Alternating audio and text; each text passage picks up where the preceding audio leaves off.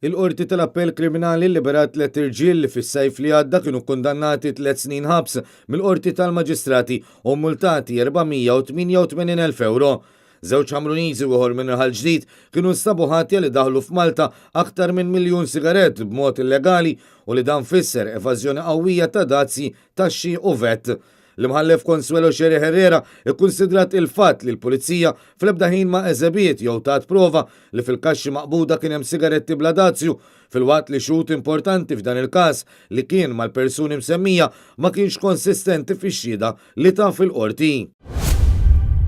Raġel ta' 34 sena mill-Ħamrun ġie kundannat minn xhur ħabs wara li ammetta quddiem il-Maġistrat Gabriel Lavella li kellu fil-pussess tiegħu id-droga eroina, kannabis u kokaina li ma' droga nstabet fuq f'ċirkostanzi li juru li ma kienx għall-użu personali tiegħu.